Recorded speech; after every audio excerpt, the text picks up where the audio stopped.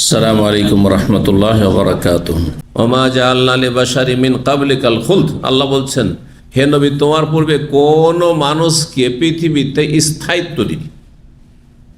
আফাই মিত্তা, সুতরাং তুমি যদি মারা যাও, কাকে বলা হচ্ছে? নবী মারা গেছেন না জাননি?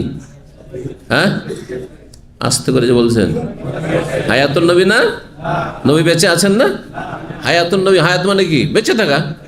তো নবী বেঁচে আছেন, বাংলা ভাষী শতকরা ৮০ থেকে ৯০ জন মনে করে যে হায়াতুন নবী। এ শিরকি আকীদা রাখে। তাহলে এই শিরকি আকীদা নিয়ে নামাজ রোজা করে কি পাবেন বলেন দেখি? কিছু বুঝেন? আল্লাহ ছাড়া কেউ আল হাই, চিরঞ্জীব নয়। যিনি সব সময় বেঁচে আছেন তিনি আল হাই। আর আল হাই কার নাম? আল্লাহু লা ইলাহা ইল্লা হুয়াল আল হাইয়ুল কাইয়্যুম। আল হাইয়ুল কাইয়্যুম একমাত্র আল্লাহ রাব্বুল আলামিন। কোন নবী আল হাই না, মোটেই না।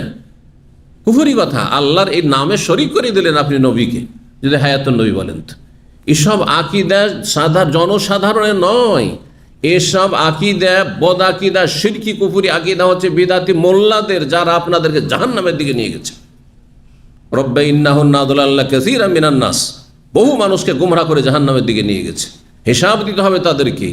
আসামের গাড়গড়ে হাজে জাহান্নামে যেতে হবে, ওদের গুনাহ নিয়ে যেতে হবে, একসাথে জ্বলতে হবে। আল্লাহ এই ক্ষেত্রে ওজোরও মেনে নেবেন না যে আল্লাহ আমি কি করব, বেদাতি মোল্লা তো আমাকে বলেছে হায়াতুন নবী, তো আমি কি করব? না, আপনারও চোখ ছিল, আপনারও বোধ শক্তি ছিল, আপনি দুনিয়া শিখেছেন। আপনার মোল্লা যে দেশেই আছেন ৩ পয়সা বেতনে, কিন্তু আপনি রিয়াল ইনকাম করার মতো বুদ্ধি হয়েছে, আপনার ইসলাম শিখার বুদ্ধি হয়নি। আল্লাহ বুঝার তৌফিক দান করেন। তৌহিদ, আল্লাহর একত্ব, আল্লাহর হক কাউকে দিবেন না। মুহাম্মদ সাল্লাল্লাহু আলাইহি সাল্লাম আল্লাহর কে? হ্যাঁ, আল্লাহর বান্দা না? আব্দুল্লাহ না?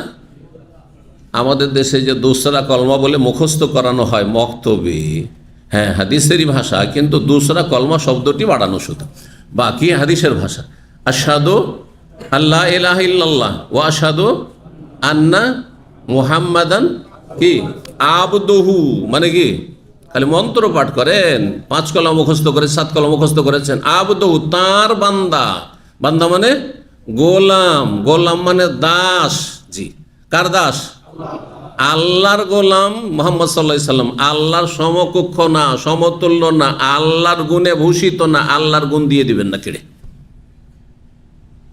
আল্লাহর হকে ডাকাতি করবেন না। আল্লাহ বুঝার তৌফিক দান। যারা শিরক করে তারা আল্লাহর হকে ডাকাতি করে। মানুষের ঘরে ডাকাত নাই, আল্লাহর ঘরে ডাকাতি করে। জি, আল্লাহ বুঝার তাদের তৌফিক দান করুন এবং তাদের অনিষ্ট থেকে আল্লাহ রক্ষা করুন। তো আল্লাহ বলছেন, আফা ইমিত্তা, হে নবী তুমি যদি মারা যাও, মারা গেছেন নবী সাল্লাল্লাহু আলাইহি ওয়াসাল্লাম, ইন্নাকা মাইয়িতুন, অন্য আয়াতে হে নবী তুমি মরণশীল, ওয়া ইন্নাহুম মাইয়িতুন, ওরাও মরবে, দুশমনও মরবে, দোস্তও মরবে। অনেক সময় হ্যাঁ দুশ্মনরা হাসে যে মারা গেছে, ভালো হয়েছে।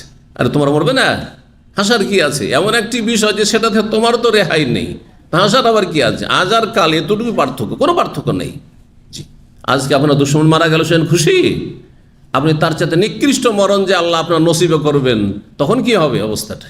ও তো ভালো মরণ পেয়েছে আলহামদুলিল্লাহ, অল্প বয়সে গেলে ভালো মরণ পেয়েছে ইমানের অবস্থায়। তুমি যে কুফরের অবস্থায়, শিরকের অবস্থায় মরে, তখন কি হবে? আল্লাহ বুঝার তৌফিক দান করেন।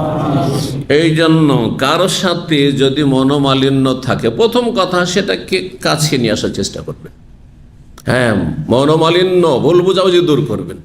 যদি সেটা দূর করা সম্ভব নাও হয়ে থাকে, এমন শত্রুতা রাখবেন না যে সে চলে গেছে তো ভালো হয়েছে। না, আজ আপনি দুশ্মন হাসবেন, কালকে আপনার ওপর অন্যরা এর চাইতে বেশি হাসার সুযোগ পাবে। কামা তাদিন ও তুদান, এটি হচ্ছে আল্লাহ রাব্বুল আলামিনের বিচার, ইনসাফ। হ্যাঁ, যেমন কর্ম তেমন ফল। জি, তো নবী সাল্লাল্লাহু আলাইহি সাল্লাম মারা গিয়েছেন, কিন্তু বারজাখী জীবনে, পারলৌকিক জীবনে সবচাইতে সম্মানজনক স্থানে রয়েছেন, মর্যাদায় রয়েছেন, এতে কোনো সন্দেহ নেই। তিনি সবচাইতে উচ্চ মর্যাদায় রয়েছে। আতে মুহাম্মাদানিল ওয়াসিলাতু ওয়াল ফাযিলা, আল ওয়াসিলা সবচেয়ে উচ্চ স্থান জান্নাতে।